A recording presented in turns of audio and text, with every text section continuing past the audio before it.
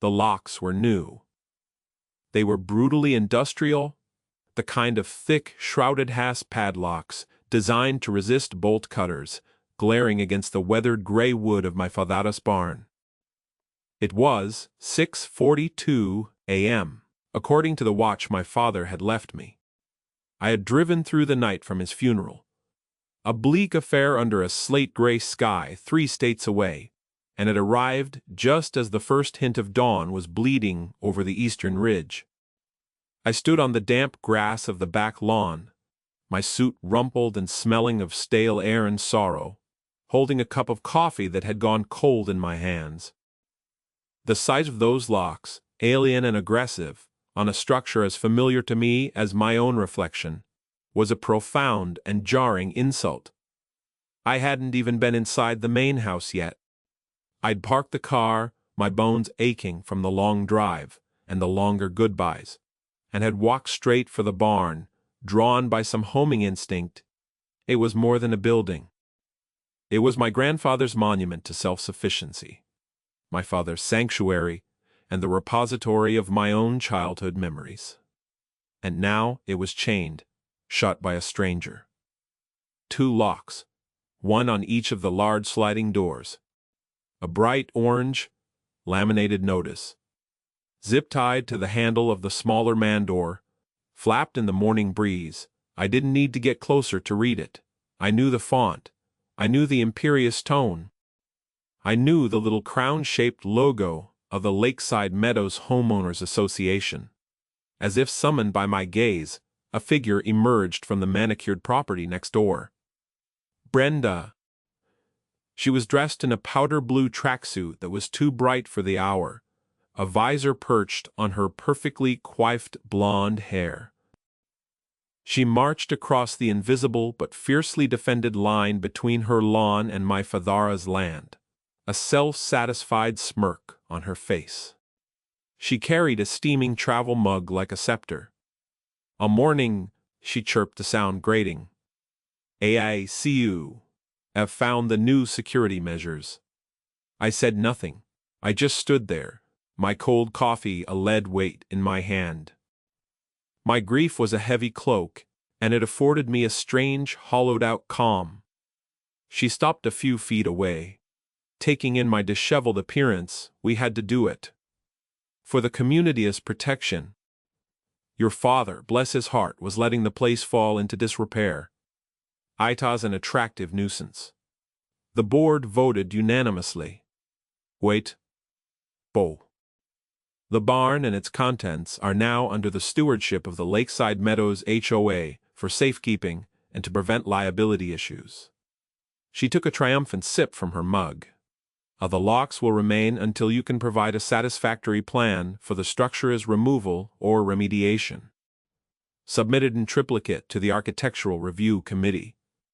I felt a slow, cold anger begin to burn through the fog of my exhaustion and sorrow. I took out my phone. I did not say a word, just raised it and began recording, the red dot a small defiant eye. I made sure to capture her, the locks, the orange notice, the barn, and the clear, indisputable expanse of my family, us, property, on which they all stood. Her smirk faltered. "What do you think you are doing? You cannot film me on HOA common property." "This is not HOA property," I said. My voice was raspy, unused for hours. She scoffed, a puff of condescending air. "Do not be ridiculous. This path, the pond, the barna, it has all been used by the community for years. It is de facto common area. Our lawyer is quite clear on the principles of prescriptive easement. You will be hearing from him, and you'll be receiving a fine for the unapproved security risk your derelict structure poses.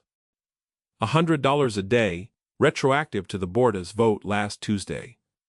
She pointed a finger at me. "I am Brenda Paskins, president of the association, and I am putting you on official notice. Do not, under any circumstances, attempt to tamper with those locks. That would be destruction of HOA property. We will prosecute to the fullest extent of the law I-18, I continued to film. Panning slowly from her indignant face back to the locks, then back to her. The silence stretched, her confidence began to curdle into annoyance. She had expected an argument, yelling, a satisfying confrontation, where she could perform her authority. I gave her nothing but the quiet hum of my phone's microphone, a fine. Be that way. Ah, she snapped, turning on her heel. The first bill will be in your Federa's mailbox, which, by the way, is a non-compliant model. You'll be getting a notice about that too. She marched back to her pristine lawn, a queen retreating from a bafflingly unresponsive subject. I stood there until she disappeared inside her house. I lowered my phone and stopped the recording, saving the file. I looked at the barn, my father-in-law's barn, and the ugly, shining steel that held it captive. I looked toward the placid surface of the pond just beyond it. The pond she had so casually claimed. She spoke of lawyers, and easements, and community rights. She threw around legal terms like confetti, believing they were magic words that bent reality to her will. She had no idea. She had no idea who my father was, what this land was, or who I was. And she had no idea that in her petty performative act of dominance, she hadn't just locked a barn, she had just handed me the key to dismantling her entire, carefully constructed little kingdom. But before I tell you what I did next, before the certified letters and the county records and the slow, methodical turning of that iron valve, I should probably explain. You need to understand the foundation of it all. Not just the property line, but the history. The paper. It's always about the paper. My name is Arthur Penhaligon. I am 62 years old. For 38 of those years I was a hydrogeological engineer. It was a field that most people find profoundly boring until their tap runs dry. I did none. Design dams or grand pipelines. My work was quieter, more fundamental. I specialized in aquifers, groundwater flow, and the intricate, often ancient, legal frameworks governing water rights. My job was to read the land and the law as a single, interconnected text. I traced the paths of underground rivers, mapped the porosity of bedrock, and deciphered 100-year-old easements written in elegant looping cursive. I advised municipalities on the long-term viability of their water sources and testified in court cases where the dispute was over, a resource more precious than gold. It was a profession that rewarded patience, meticulous documentation, and an almost religious devotion to facts. Emotion, bluster, and opinion were useless when you were dealing with the unyielding realities of geology and statutory law. You were either right, on paper, or you were wrong. There was very little in between.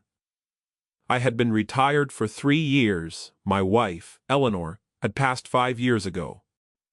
Her illness was a long, slow erosion, and after she was gone, the silence in our suburban home became a presence in itself.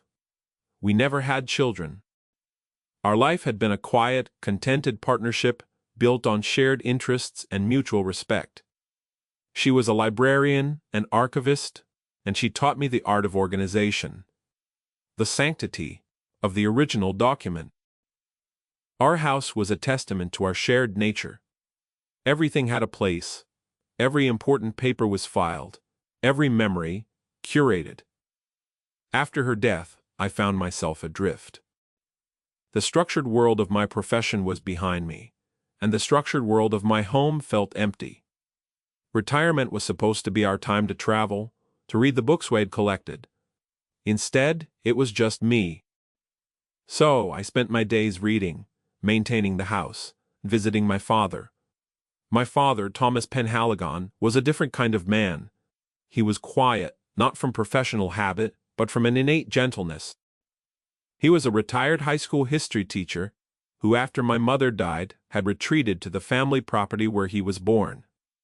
The Penhaligon plot, 120 acres of rolling hills, mixed woodland, and pasture, anchored by the old stone farmhouse my great-grandfather built in 1912. And, of course, the barn.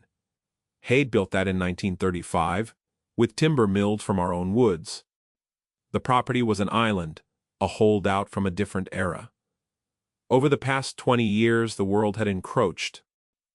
Farmland to the south and west was sold off, subdivided, and developed into the kind of sprawling, homogeneous communities that sprout like mushrooms after a rain. The one that bordered our eastern fence line was called Lakeside Meadows. Lakeside Meadows was a collection of 24 large, vaguely colonial-style houses packed onto quarter-acre lots. It was an HOA community, governed by a thick book of covenants, conditions, and restrictions. A book my father had never read because he was not, and had never been, a member. His property predated the development by nearly a century. The developer, a man named Jim Sterling, had been a friend of my father's. Back in the late 70s, when he was planning the subdivision, he had come to my dad with a problem. The most logical place for the development's single-access road left no room for the kind of grand, welcoming entrance the marketing people wanted. My father, in his typical fashion, had offered a simple solution. He sold Sterling a 10-foot strip of his own frontage along the main road for $1, so they could have their landscaped entrance with the little brick sign. It was a neighborly act. He never imagined it would be the seed of future conflict. The other thing he did was grant them access to the pond. Our pond. It wasn't a lake, despite the development's aspirational name. It was a large, deep spring-fed pond located about 100 yards inside our property line. It had been the family's swimming hole for generations. When the first families moved into Lakeside Meadows, their kids would sometimes cut through the woods to play by the pond. My father, who loved children, didn't mind. He told them to be safe, that was all. Over the years, this informal access became an established habit. The HOA, in its newsletters, began referring to it as a Fay Community Pond. My father just shook his head and let it be. He was not a man for fences or fights. His peace was worth more to him than the principle of the thing. Then Brenda Paskins was elected HOA president. This was about 6 years ago. From what I gathered during my visits, her reign was one of escalating pettiness. She seemed to draw her life's energy from the enforcement of trivial rules. She measured lawn heights with a ruler. She took pictures of garbage cans left out an hour past the designated time. She fined a family because their visiting grandchild's tricycle was visible from the street. She was a performative tyrant, wielding the covenant book like a holy text and her own interpretation as infallible gospel. Her attention inevitably turned toward my father. She saw his large, untamed property, not as a beautiful remnant of the area's rural past, but as an affront to her vision of suburban order. She couldn't touch his land. Direct lots wasn't the H, but she could harass him at the edges. She began sending him letters. They started with the path the residents had worn to the pond. She wrote that the path was a community property and demanded my father maintain it to an acceptable standard, including laying down wood chips to prevent mud. My father ignored her. Then came the fines. He received a abilia for $200 for unauthorized agricultural activity, which referred to the small vegetable garden he kept. He received another for a visual pollution because an old non-operational tractor sat near the tree line, a piece of equipment I remembered climbing on as a boy. My father, a man who would rather pay a toll than argue with the collector, simply paid them. He wrote the checks and mailed them to the HOA's post office box. He told me it was easier than fighting. What is a few $100s for a quiet life? Arthur, he'd say. I disagreed, but it was his life to live. What I didn't know until after he passed, when I was sorting through his desk, was that he had kept every single letter from Brenda. Every threatening notice, every baseless invoice. And next to them, in a neat stack, were the carbon copies of the checks he had sent. He had, without intending to, created a perfect paper trail of her extortion. He had kept the receipts. This brought me to the barn. The barn sat near the property line, not far from the path to the pond. To Brenda, it was the ultimate symbol of the disorder she so despised. It was old. It was gray. It was in her eyes derelict.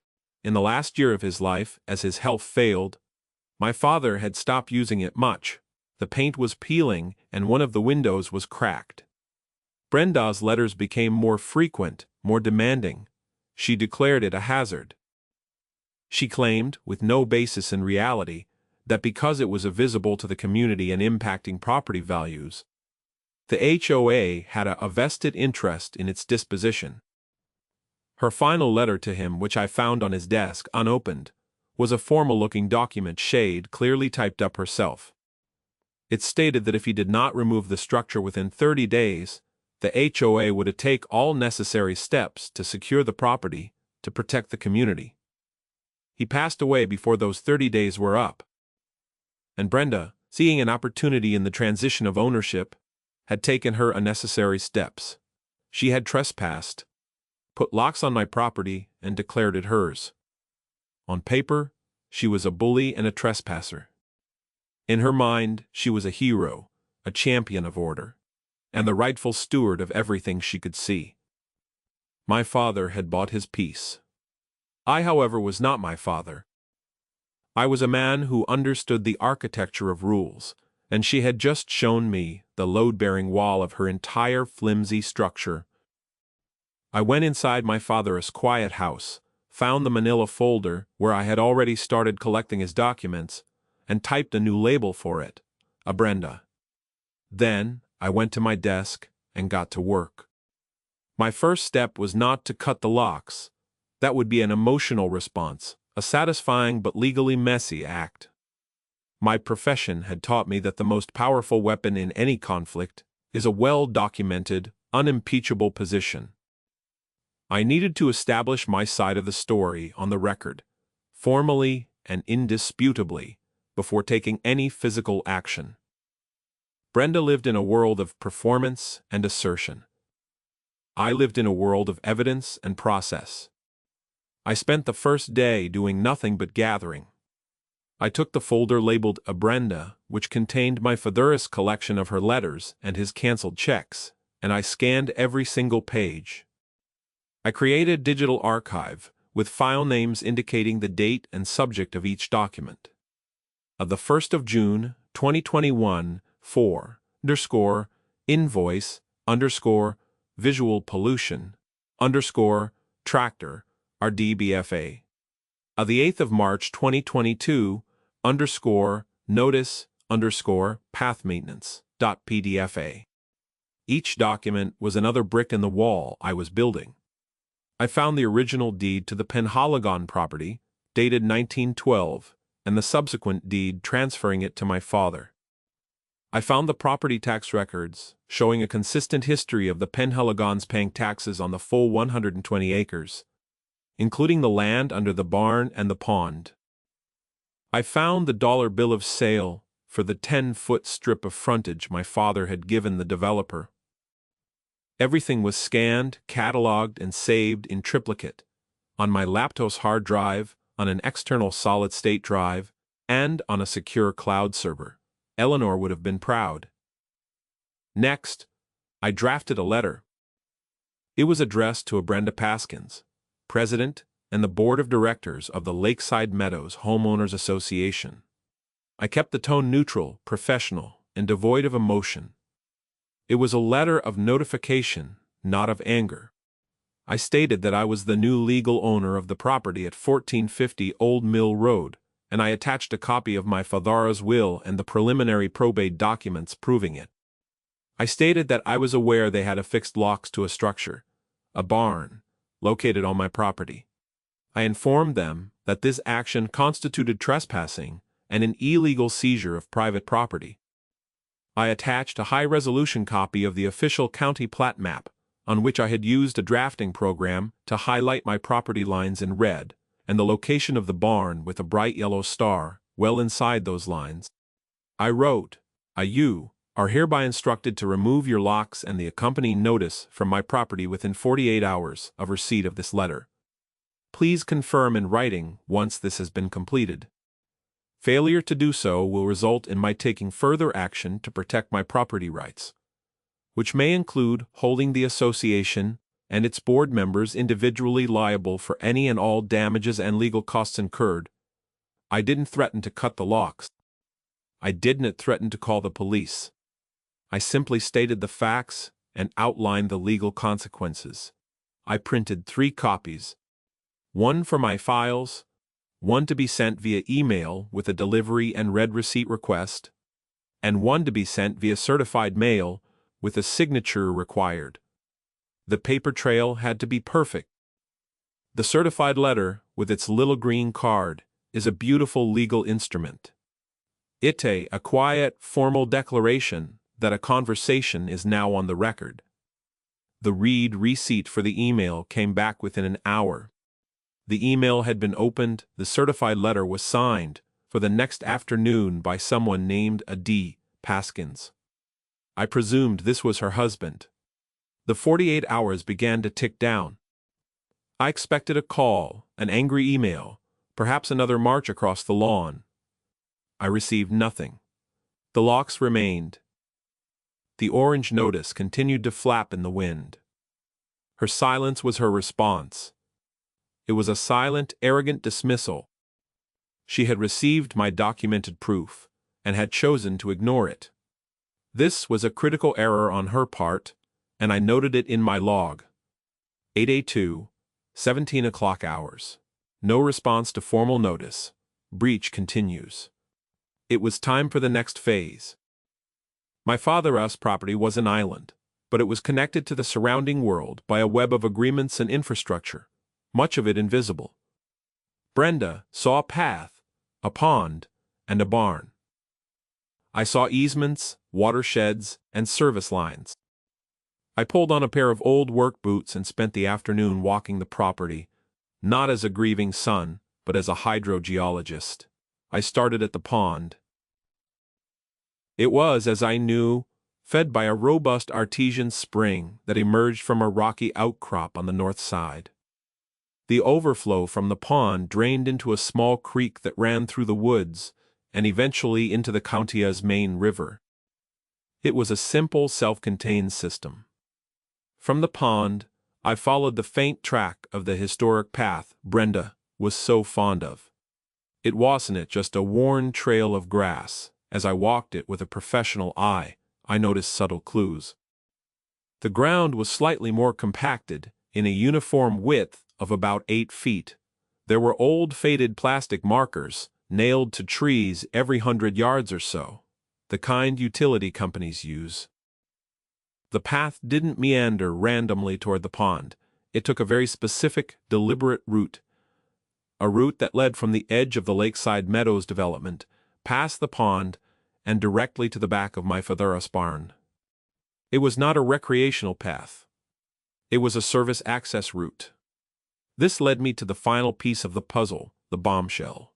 I knew the developer Jim Sterling had been my father's friend. I also knew he was a meticulous engineer. He would not have built 24 homes without a solid, reliable plan for utilities. The development was too far from the municipal water main to connect economically. A well for each house would have been a possibility, but a single high-yield source would be more efficient. A source like, for instance, a powerful artesian spring. The next morning, I drove to the county records office. It was a place I knew well from my professional life. The smell of old paper and binding glue was as comforting to me as the smell of rain. I didn't look for HOA documents. I looked for the original development plans for Lakeside Meadows. Filed in 1978, I found them in a thick, heavy binder in the archives. I unrolled the large vellum sheets under the light of a reader. There it was, in crisp, technical detail. The water system for the entire Lakeside Meadows subdivision. The plans clearly showed a single main intake pipe, originating from a point marked a Penhaligon spring. The pipe ran from the spring along a designated water line and service easement to a pump house and filtration system located on a small utility plot within the subdivision. The easement was a 20-foot wide corridor, and the path that Brenda and the residents used, it ran directly down the center of it. But the most important document was filed right behind the maps. It was the easement agreement itself. A formal legal document signed by my great-grandfather Thomas Penhaligon Sr. and the developer, Jim Sterling. It granted the Lakeside Meadows development the right to draw water from the spring, in perpetuity, under a very specific set of conditions. I read through the dense legal language, my heart beating a little faster. And then, Clause 4, Section B. It stated that the grantee, the developer, and, by extension, their successor, the HOA, was responsible for all maintenance of the pump and pipes, but that the grantor, my family, retained full ownership of the land and the water source itself. And then, Clause 5. It was a beautifully simple, powerfully worded sentence. The grantee shall not, under any circumstances, impede, obstruct, or otherwise interfere with the grantor's access to the spring, the water line, or any related infrastructure. In the event of such interference, the grantor reserves the right to suspend the grantee access to the water source upon providing 24 hours written notice to the grantee to remedy the breach. I sat back in the creaking wooden chair, a slow smile spreading across my face. Brenda hadn't just put a lock on my barn. The barn, I now realized, housed the secondary control valves and the monitoring equipment for the system, which my father had allowed the developer to install there for convenience. By locking the barn, she had physically obstructed my access to the related infrastructure. She had, with her own hands, triggered Clause 5. She had no idea. She thought she was fighting over a dilapidated shed. In reality, she had just put the water supply for her entire community on the line. I paid the clerk $5 for certified copies of the development plans and the easement agreement. I kept the receipts. The next move was hers.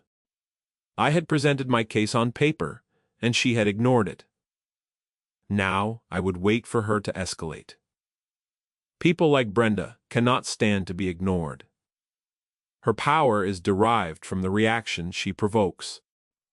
My silence was a vacuum, and her nature dictated that she must fill it with noise and drama. I didn't have to wait long. It was a Saturday afternoon. I was in the kitchen, making a sandwich, when I saw the flash of red and blue lights through the window. 2 sheriff's department cruisers were pulling into my driveway. I was not surprised. This was the predictable next step in the playbook of the performative tyrant. The appeal to a higher authority, confident that the authority will bend to their will. Brenda was standing at the edge of her lawn, arms crossed, pointing dramatically toward my house as the deputies got out of their cars. She was putting on a show for them and for any of her neighbors who might be watching. I took a moment. I put my sandwich down, took a deep breath, and walked to my office. I retrieved a thin file folder. It contained only 3 documents: my driver's license, which listed 1450 Old Mill Road as my address, a copy of the deed to the property, now in my name, and the high-resolution county plat map, with the property lines highlighted. I walked outside, closing the front door gently behind me. 2 deputies approached me. One was older, with a weary, seen-it-all look in his eyes. The other was younger, sharp, and observant. The older one, whose name tag read Miller, spoke first. "Sir, are you the owner of this property?" "I am," I said calmly. "Arthur Penhaligon." "We received a call from that lady over there," he said, gesturing with his thumb toward Brenda. who was now watching intently from a safe distance. "She's claiming you've been threatening her and are attempting to unlawfully access HOA property." This was a new escalation, a false accusation of threats. I made a mental note. "I have not spoken to the woman in 3 days," I said. "And I have not set foot off my own land. As for the HOA property, I believe there's a misunderstanding on her part." Brenda, seeing the conversation was not going as she'd planned, marched over. "He's lying, officers. He's been menacing. And that barn," she pointed a trembling, accusatory finger, "is under the control of the homeowners association. He was trying to break the locks we placed on it for safety." Deputy Miller turned his tired eyes to her. "Ma'am, you placed locks on his barn?" "It's not his barn," she insisted. "It's a community hazard on land that has been used by the community for decades. It's our responsibility." I said nothing. I simply opened my folder and handed the 3 documents to the younger deputy, whose name tag read Evans. "Deputy," I said, "this is my driver's license. This is the deed to this property, lots 4 and 5 of the original county survey. And this is the official county plat map. As you can see, the barn is located approximately 150 feet inside my property line." Deputy Evans took the documents. He looked at the license, then at the deed, then unfolded the map. He was thorough. He walked a few paces toward the road, looked at the house number, then walked back, his eyes tracing the lines on the paper. He looked up at the barn, then back at the map. He glanced over at Deputy Miller and gave a barely perceptible shake of his head. Miller sighed. He seemed to shrink a little, the weight of 1,000 pointless neighborhood disputes pressing down on him. "Ma'am," he said to Brenda, his voice flat, "this appears to be a civil matter. It's a property dispute. It's not a criminal issue. We can't get involved in who owns what." "But he's a threat," Brenda shrieked. "He's trying to take away our amenities." "Ma'am, what he does on his own property is his business," Miller said, his patience wearing thin. "Putting locks on someone else's building is not something we can endorse. In fact," he paused, choosing his words carefully, "that could be construed as a crime in itself, illegal seizure." Brenda's face went white, then red. She was sputtering. But our lawyer, the prescriptive easement, the community, the younger deputy." Evans handed my documents back to me. He looked me in the eye. "Sir," he said, his voice professional but with a hint of something else. "Respect, perhaps. You're saying you have not threatened this woman?" "That is correct," I said clearly. "I have not.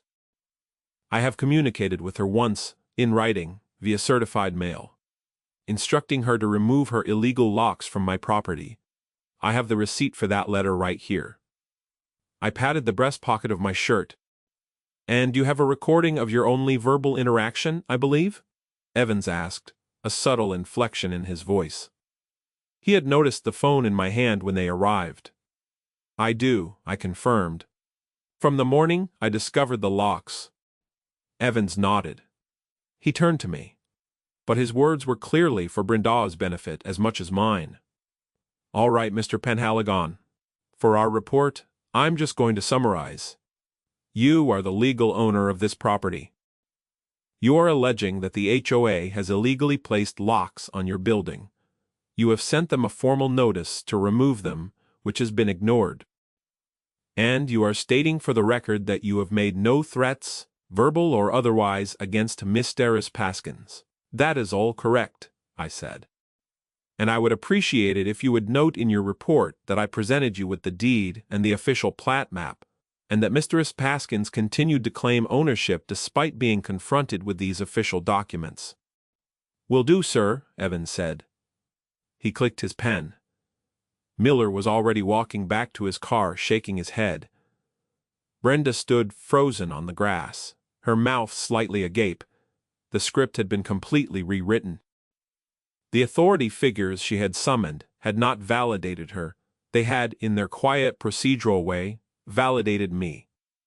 They had listened to her emotional performance and then looked at my paper. The paper had won. Her face was a mask of disbelief and fury. The deputies left. The red and blue lights disappeared down the road. She shot me a look of pure venom, then stormed back to her house. The confrontation had failed, so she had escalated to involving law enforcement. That had also failed. I knew what would come next. She would escalate again, this time to the courts. It was as predictable as gravity. I went back inside, documented the entire interaction with the deputies, including their names and the time, and waited for the process server to arrive. He came 2 days later. The arrival of the process server confirmed my predictions. He handed me a thick envelope containing a summons. Brenda, through the HOA's lawyer, had filed for a temporary restraining order against me. The document was a work of fiction, a masterpiece of fabricated victimhood. It alleged that I had engaged in a campaign of harassment and intimidation since arriving. It claimed I had made veiled threats, and that my erratic behavior had put the entire community in fear. It painted me as a menacing outsider, intent on disrupting their peaceful lives. The centerpiece of the complaint was the barn.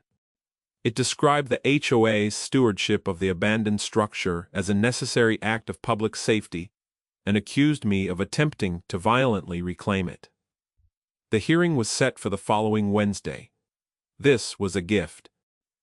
Brenda had chosen the battlefield, a courtroom, a place where bluster and performance are supposed to yield to evidence and testimony under oath.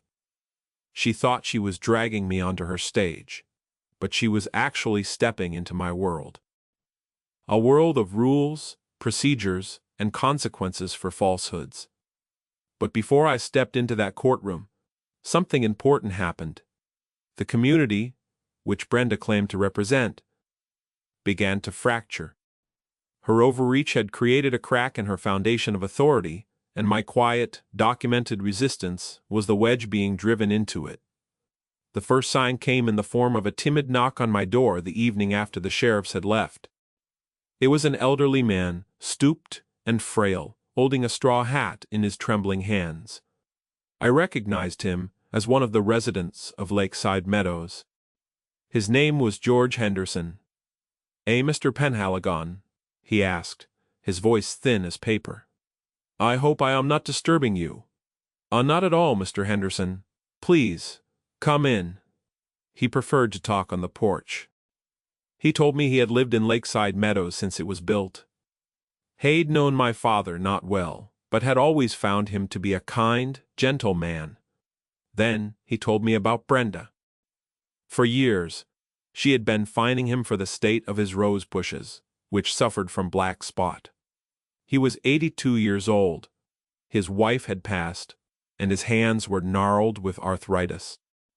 He did his best, but he couldn't maintain them to her exacting standards. The fines were a constant source of stress and humiliation. He had seen what she was doing to me, and it had stirred something in him.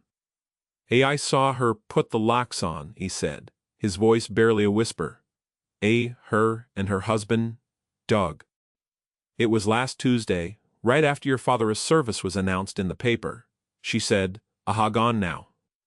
"It is time the community took back what is ours." I heard her say it. "Doug had the bolt cutters to snip off the old lock your father had on it. This was a crucial piece of information. It proved intent and premeditation." Would you be willing to testify to that, Mr. Henderson?" I asked gently. He looked down at his hat, turning it over and over in his hands. I could see the fear in his eyes. He was afraid of her fines and her public shamings. "A shell make my life a living hell," he murmured. "I believe," I said, choosing my words carefully, "that her ability to do that is coming to an end. But I can only ensure that with the truth." "Your truth." He was silent for a long time, watching the fireflies begin to blink in the twilight. Finally, he looked up at me, and his eyes were clear. My wife, Mary. She loved this little house. She loved her roses even with the spots. That woman took the joy out of it for me, yes. Yes, I'll testify. He was the fearful Ali, the conscience of the community. And his courage was the first stone in the avalanche. The second crack appeared 2 days later. An email arrived from an anonymous address. The sender identified themselves as a member of the HOA board who was deeply concerned by Brenda's recent actions. They told me that my certified letter had never been presented to the full board. Brenda had mentioned it in passing as a nuisance letter from the heir, but she had not disclosed its contents or the specific legal warnings it contained. The restraining order, too, had been her idea, pushed through with the board's reluctant, rubber stamp approval based on her dramatic, one-sided account. The sender was tired of her unilateral actions and her bullying. They were the disillusioned insider. I replied to the email, thanking them for the information and assuring them of my discretion. I suggested that if they truly wanted to act in the best interest of the community they were elected to serve, they would attend the restraining order hearing. I did not ask them to testify, merely to be present and to witness the proceedings for themselves. Armed with these new allies, I spent the final days preparing for court. I hired a lawyer, a woman named Sarah Albright, whom I had worked with on a complex water rights case years ago. She was sharp, unflappable, and had a low tolerance for nonsense. I did not need a bulldog, I needed a surgeon. I drove to her office and laid out the 2 folders on her conference table. One was labeled, "A Brenda." The other, much thicker, was labeled, "A water easement." I walked her through the entire history, from my father's quiet payments to Brenda's call to the sheriff. I presented Mr. Henderson's witness account and the anonymous board member's email. She listened patiently, her face impassive, occasionally making a note on a yellow legal pad. When I had finished with the first folder, she nodded slowly. Standard petty tyrant stuff. The restraining order is a classic abuse of process. We can get it dismissed and countersue for malicious prosecution. The testimony from Henderson is gold. Then I opened the second folder. I unrolled the certified copy of the 1978 development plan and laid the water easement agreement next to it. I pointed to the spring, the pipeline, the service path, and the barn. Then I tapped my finger on Clause 5. Sarah Albright read it once, then she read it again, her eyes narrowing. A slow, dangerous smile spread across her face. It was the same smile I had felt on my own face in the county records office. She looked up at me. "Arthur," she said, her voice filled with a kind of professional glee. She has no idea, does she?" None whatsoever," I confirmed. This isn't about a barn anymore, is it?" It never was. I said Aita's about order. And a contract that has been breached. Sarah leaned back in her chair. This restraining order hearing is the best thing that could have happened. Shay's bringing a knife to a nuclear war she doesn't even know has been declared. Our final preparations were simple. We subpoenaed Brenda's husband, Doug, who had helped her with the locks. We arranged for my old colleague, a certified surveyor named Robert, to be present as an expert witness to verify the plat map. We prepared 5 binders of evidence, one for us, one for the judge, one for the opposing counsel, one for the witness stand, and one spare. Each binder was tabbed, indexed, and perfectly organized. The stage was set. Brenda had written the play, cast herself as the heroine, and rented the theater. She had no idea we had rewritten the third act. The courtroom was small, modern, and smelled of cheap air freshener and anxiety. It was exactly as I had pictured it. The chamber was divided not just by an aisle, but by an invisible wall of animosity. On the left sat Brenda and her husband, Doug. He was a large, doughy man who looked deeply uncomfortable in a tie. Behind them sat a half-dozen of her supporters, a clique of fellow HOA board members and neighbors who I recognized from her coterie. They whispered among themselves, casting smug, pitying glances in my direction. They were the loyal court of the Queen, here to witness a public execution. On the right side, my side, the gallery was nearly empty. There was only me, my lawyer, Sarah Albright, and, sitting in the back row, the hunched but resolute figure of Mr. Henderson. A few minutes before the proceedings began, another person slipped in and sat on my side, several rows behind Mr. Breckton. Henderson. It was a woman I did not recognize, but she clutched her purse in her lap and avoided eye contact with Brenda's faction. I knew at once she was my anonymous board member, the disillusioned insider. My coalition was small, but it was composed of truth.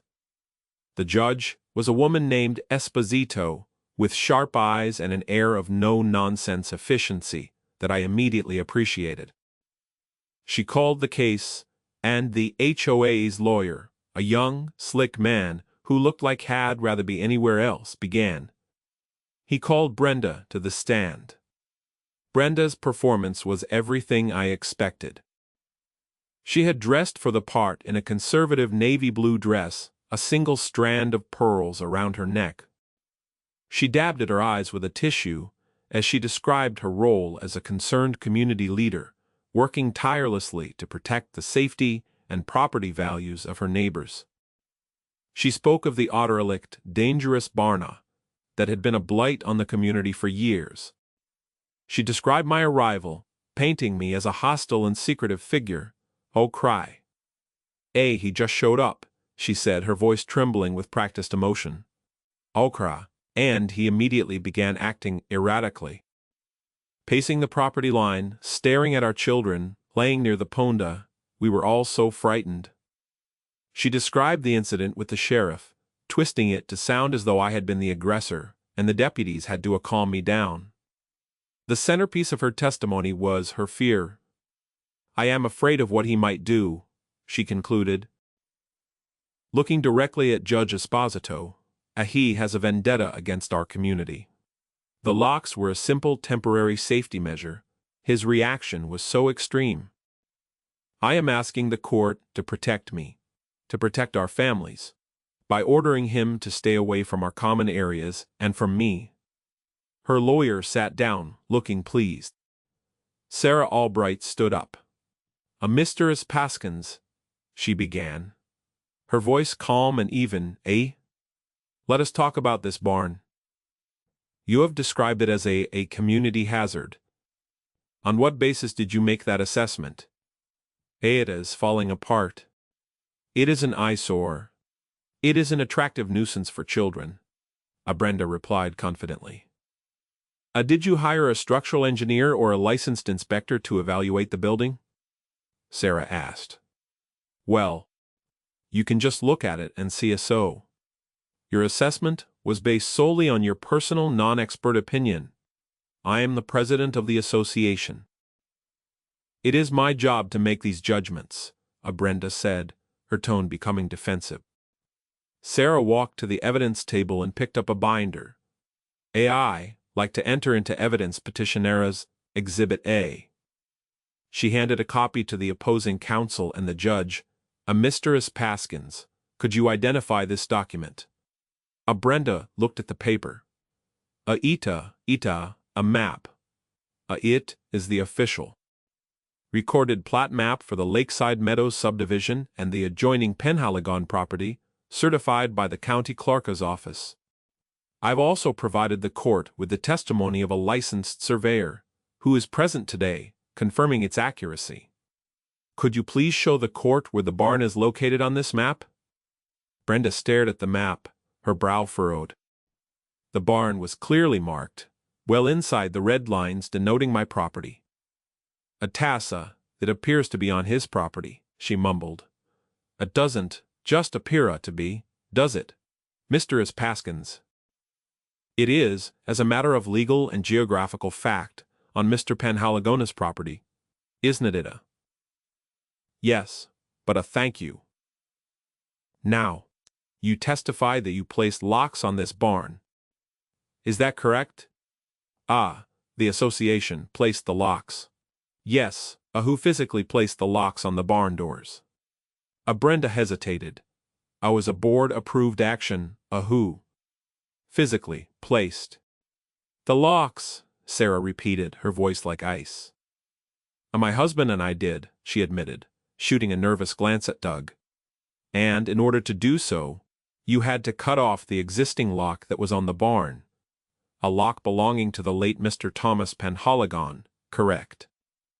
It was rusted shut, she snapped, so you came onto private property belonging to a man whose funeral had occurred just days prior, and you used bolt cutters to destroy his lock and affix your own. Is that a fair summary? The HOA lawyer stood up. Objection, Your Honor. Counsel is badgering the witness. Overruled. Judge Esposito said, her eyes fixed on Brenda. Answer the question. Mr. Paskins. Yes, Brenda whispered. Sarah continued methodically. She introduced the certified mail receipt for my letter. She had Brenda admit that she received it, and that she chose not to remove the locks. She had her admit that she never presented the letter to her own board. At this, I saw the woman in the back row. The inside heir sit up a little straighter. Sarah then called Mr. Grady Henderson, whose quiet, heartfelt testimony about the fines over his rose bushes and his account of hearing Brenda's plan to take back what is ours was devastatingly effective. The final act began when Sarah opened the second binder. Your Honor, I'd now like to address the matter of the HOA so-called common areas, specifically the path and the pond, that Mr. Paskins has repeatedly referred to dower. She introduced the 1978 development plans and the easement agreement. The HOA's lawyer, who had clearly never seen these documents, scrambled to read his copy. Mr. Paskins, Sarah said, placing a copy in front of her. This is the water easement agreement between the developer of Lakeside Meadows and the Penhaligon family, which grants your community the right to draw water from the spring on Mr. Penhaligon's land. Are you familiar with this document? I have never seen this before, she said, her voice small. That is surprising, since it is the legal basis for your entire community's water supply. Could you please read Clause 5 aloud for the court? Brenda eyes scanned the page. I watched her face. I saw the moment of comprehension, the dawning horror. It was not a sudden dramatic explosion, but a slow internal collapse. The confident mask of the performative tyrant dissolved, replaced by a blank, slack-jawed panic. The color drained from her face. She looked up at her lawyer, her eyes wide with desperation. But he was staring at his own copy, his face a mask of disbelief. Mr. Paskins, the judge prompted. Can you read the clause? Brenda's mouth opened, but no sound came out. She just stared at the words on the page, as if they were a death sentence. Sarah read it for her, her voice ringing with clarity in the silent courtroom. The grantee shall not under any circumstances impede, obstruct, or otherwise interfere with the grantor's access to the spring, the water line, or any related infrastructure. Mr. Paskins, the barn you illegally seized houses the secondary control valves and monitoring equipment for that very water system. By putting locks on that barn, you not only trespassed and seized private property, you violated the single most important contract that allows your community to exist. You personally breached the water agreement. The collapse was total. Brenda slumped in the witness chair, her carefully constructed world shattered by a paragraph written 40 years ago. She had flown too close to the sun on wings of arrogance and ignorance, and now she was in free fall. The judge looked from the easement agreement to Brenda's stricken face, and then to me. For the first time I saw a flicker of something in her expression, beyond judicial neutrality. It looked like a profound, weary understanding. The rest was a formality. The verdict was swift and brutal. Judge Esposito did not mince words. She dismissed the restraining order with prejudice, meaning Brenda could never file it again. But she didn't stop there. She took the rare step of delivering a blistering rebuke from the bench. She called Brenda's petition a frivolous and vindictive abuse of the judicial processa and a transparent attempt to use the court to legitimize illegal actions. She found that Brenda had likely committed perjury in her testimony regarding the attrezza and her rationale for seizing the barn.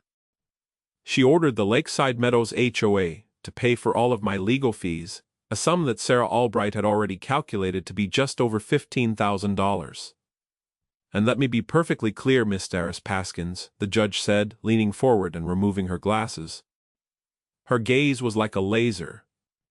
"You will go to Mr. Panhaligana's property this afternoon, and you will remove those locks. If they are not gone by 5 p.m., I will have the sheriff remove them for you, and I will hold you in contempt of court. Is that understood?" "Yes, Your Honor," Brenda whispered, a broken woman. The aftermath in the community was just as swift. News of the verdict, and especially the revelation about the water easement, spread through Lakeside Meadows like a wildfire. The woman who had been my anonymous source, whose name I learned was Sarah Miller, no relation to the deputy, called for an emergency meeting of the homeowners. The clubhouse, which was usually the site of Brenda's triumphant pronouncements, became the scene of her downfall. I wasn't there, of course, but Mr. Poors. Henderson, emboldened by the court victory, attended, and gave me a full report the next day. He said the mood was volcanic. Residents who had been fined for petty infractions for years finally found their voices.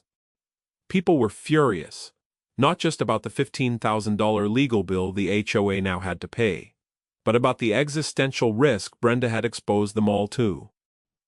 They were furious that she had lied to them, hidden my letters, and ruled by decree. There was a vote of no confidence. Brenda was recalled from her position as president and removed from the board entirely. Her husband, Doug, resigned in shame. Sarah Miller, my disillusioned insider, was elected as the interim president. The community began to heal. One of the first acts of the new board was to declare a full amnesty on all outstanding fines issued under Brenda's presidency. They then commissioned an independent audit of the HOA's finances. They formally rescinded the absurd rules about tricycle visibility and lawn height. Mr. Henderson received a personal written apology from the new board, along with a refund for every fine he had ever paid for his struggling rosebushes. The community, freed from its petty tyrant, began to breathe again. But my part of the process was not yet finished. The breach of contract had occurred, and it needed to be formally addressed. The locks were removed, just as the judge ordered. But that did not undo the violation. The easement agreement gave me a right, and I intended to exercise it, not out of malice, but to re-establish the proper order of things. The day after the HOA meeting, I drafted one final notice. It was addressed to the Lakeside Meadows HOA, care of its new president, Sarah Miller. It was shortened to the point. It quoted Clause 5 of the water easement agreement and stated that the previous board had breached the contract by obstructing my access to the water system infrastructure located in my barn. It then stated, pursuant to the rights granted to the property owner under said agreement, you are hereby given 24 hours notice. At 6 p.m. tomorrow, Friday, the 12th of October, the water supply from the Penalagon Spring to the Lakeside Meadows development will be suspended until such time as a new access and maintenance agreement can be negotiated with the new board of directors. AA didn't mail this one. I walked over to the barn, the doors now blessedly unlocked, and I tacked the notice to the wood right next to the holes where Brenda's zip tie had been. Then I sent a digital copy to Sarah Miller's new official HOA email address. The next 24 hours were a flurry of activity next door. I saw cars coming and going. I could imagine the panic, the frantic calls to lawyers, the dawning realization that their position was utterly indefensible. Sarah Miller called me that evening. Her voice was strained but respectful.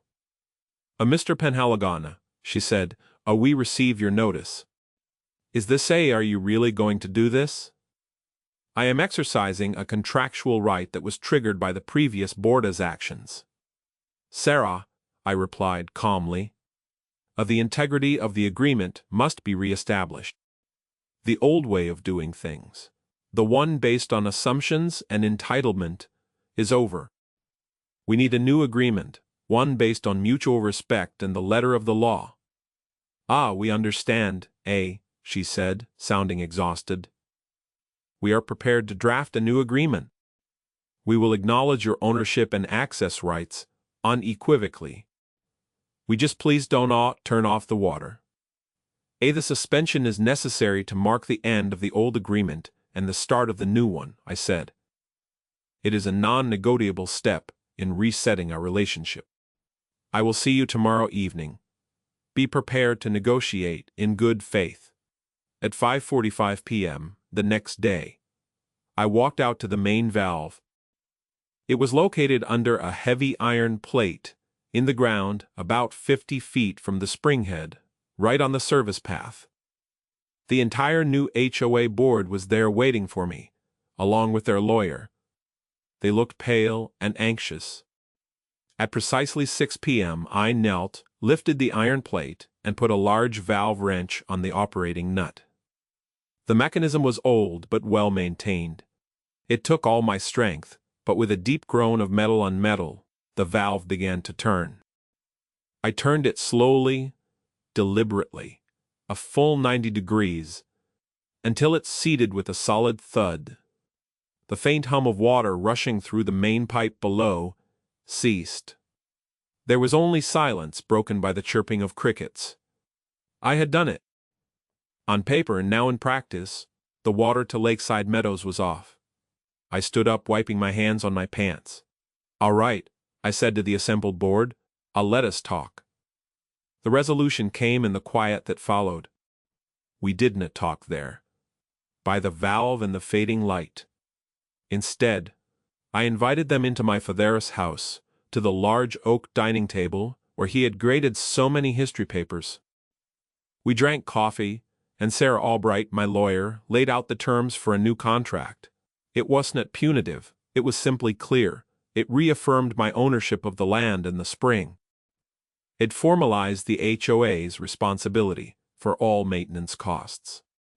It established a strict protocol for accessing the service path and the equipment in the barn, requiring 24 hours written notice unless there was a verifiable emergency. And it added a new clause. Any future breach of the agreement by the HOA would result in a $10,000 penalty payable to a local environmental charity of my choice, in addition to my right to suspend the water service again. They agreed to everything. They had no choice. They signed the new agreement that night. I walked back out to the valve with the new board president, Sarah Miller, watching, and I turned the water back on. The whole outage had lasted less than an hour, but the point had been made, the world had been set right. Months have passed, the autumn leaves have fallen, and the first snow has dusted the roof of the barn. Life has settled into a new, peaceful rhythm. The Lakeside Meadows HOA, under its new leadership, has become a quiet and respectful neighbor. The path to the pond is still used by children, but now they ask permission, which I always grant. Mr. Henderson's roses, free from the stress of their owner, are looking healthier than they have in years. He and I have coffee on my porch sometimes. Brenda and her husband sold their house and moved away. I heard they went to Florida. I imagine there's an HOA down there, just waiting for her.